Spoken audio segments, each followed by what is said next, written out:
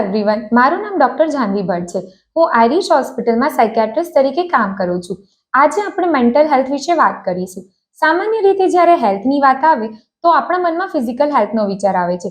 Physical health આપણા daily work માટે જરૂરી છે, તેમજ મેન્ટલ હેલ્થ આપણે વર્ક, રિલેશનશિપ અને ક્વોલિટી ઓફ લાઈફને સારી રાખવા માટે જરૂરી છે. મેન્ટલ હેલ્થની અસર આપણા વિચારવાની, લાગણીઓ અનુભવવાની અને લાઈફમાં આવતા સ્ટ્રેસને સહન કરવાની કેપેસિટી પર અસર થાય છે.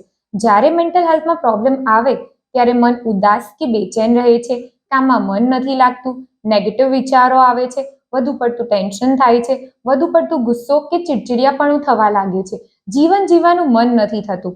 આ ઉપરાંત માથામાં અને શરીરમાં વિવિધ પ્રકારના દુખાવા થવા લાગે છે. ઊંઘ, ભૂખ અને સેક્સની તકલીફો પણ થવા માંડે છે. આ તકલીફોથી બચવા માટે અને મેન્ટલી હેલ્ધી રહેવા માટે આપણે પોઝિટિવ રહેવું જોઈએ. જૂની દુઃખદ વાતોને ભૂલી અને આગળ વધવું જોઈએ. વર્ક લાઈફનું બેલેન્સ કરવું જોઈએ. માઇન્ડફુલનેસની પ્રેક્ટિસ કરવી જોઈએ, જેમ કે યોગા, મેડિટેશન, નિયમિત એક્સરસાઇઝ કરવી જોઈએ. વ્યસનથી દૂર રહેવું જોઈએ. પૂરતી માત્રામાં ઊંઘ લેવી જોઈએ. અને જો કોઈ સમસ્યા હોય તો આપણા પ્રિયજન સાથે મન મૂકીને વાત કરવી જોઈએ. અને જો જરૂર લાગે તો મેન્ટલ હેલ્થ એક્સપર્ટ એટલે કે સાયકેટ્રિસ્ટ અને સાયકોલોજિસ્ટની મદદ લેવી જોઈએ. ચાલો આપણે સૌ સાથે મળીને મેન્ટલી હેલ્ધી રહેવાનો સંકલ્પ કરીએ.